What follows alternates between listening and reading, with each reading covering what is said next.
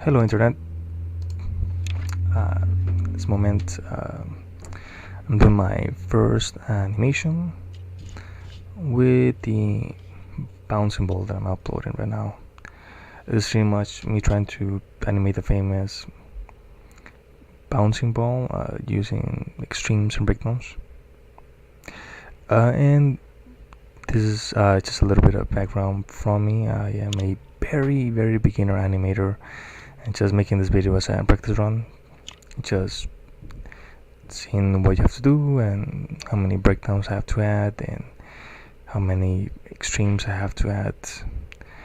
But yes, this is pretty much the bouncing ball animation that I'm making. Very, very simple. It just bounces 3 times and then it finishes. And the circles are the extremes that I'm making, and like the minus line is the breakdown that I'll be adding. So yes, right now I'm just setting up everything before I start drawing the arcs. Well, before I start drawing the balls, I'm drawing the arcs, making sure there's enough spacing between the breakdowns and extremes. I kind of like doing this before I start doing any type of animation practice. Just makes more sense just to do this before I even start drawing, because if I don't like a breakdown or if there's too much spacing, I can go back and see, okay, yeah, there's too much spacing between 1 and 13. Then creating the in-betweens, which is like the semi-final process before I start drawing, and just making sure that there's enough in-betweens. Also, the ball's idea is that it's going to bounce 3 times, and then at the end it's going to stop and then move a little bit while it's stopping, like it's just losing speed at the end, which is nice.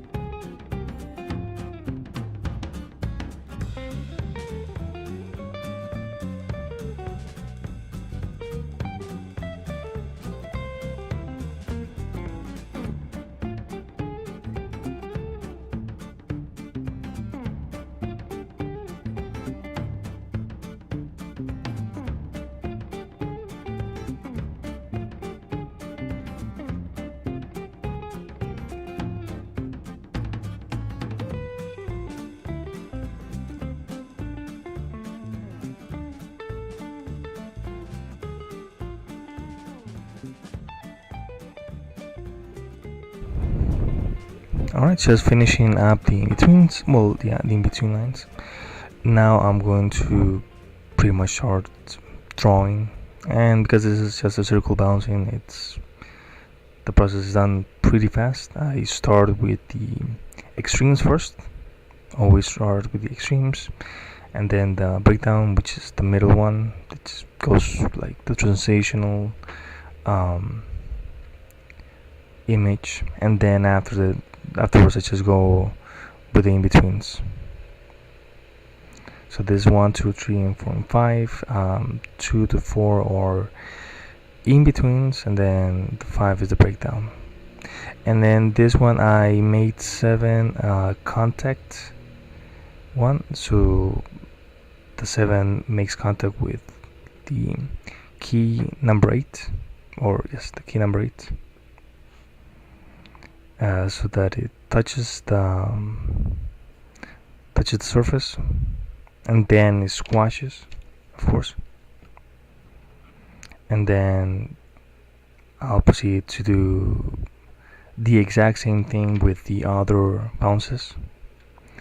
One for contact, that literally is contacting, touching the surface, and then number 9 that goes after the extreme. It goes a little bit further than the 8. So number 7 touches, then 8 is the squash, and then 9 starts to jump again. And then pretty much just repeat the same process for the other 2 extremes.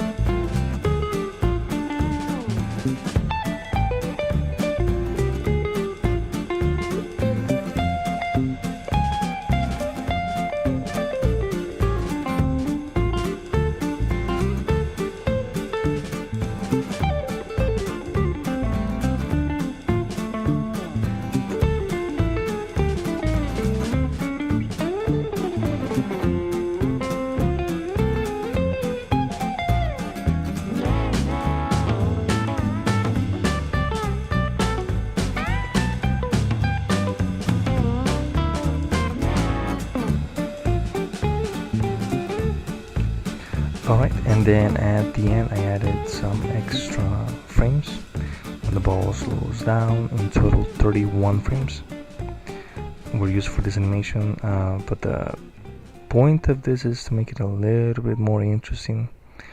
So this is the bouncing ball finish. It seems okay, maybe going a little bit faster since the video is kind of speed up. Yes, I feel like I needed to maybe smooth the animation a little bit more, but I feel that that's okay at this moment. So after finishing the bouncing ball, I'm going to add a couple of aesthetics to the ball. One of them is like a line flag, and then some like a leg for impulse, just one line of leg.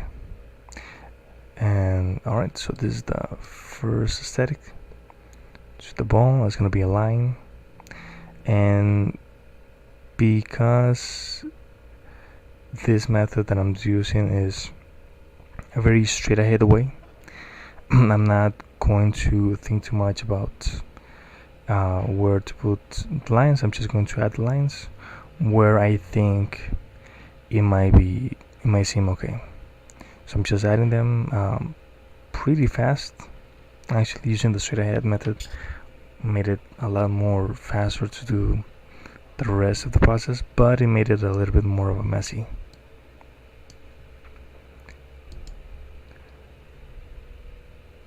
Also notice that the straightaway method makes you kind of animate a lot faster, but I kind of wish it I paid a little bit more attention, but it's also kind of fun just drawing, even if it's just a line.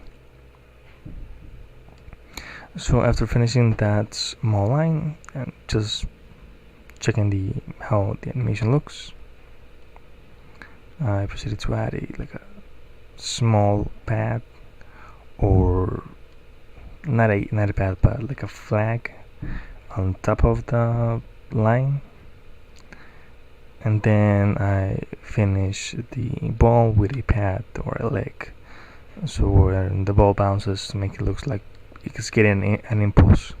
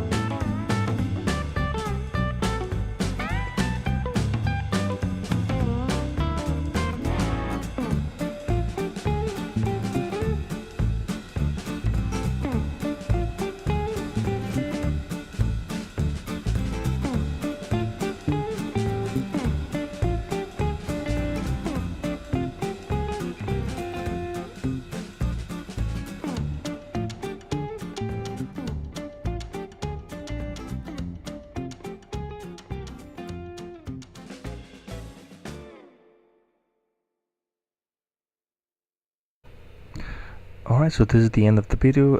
Next video I'll probably make a character jumping or just dancing, like a small dancing animation. Then just show how the process, how many frames, or the easing in and easing out were used. Thanks for watching, and I hope you have a great day.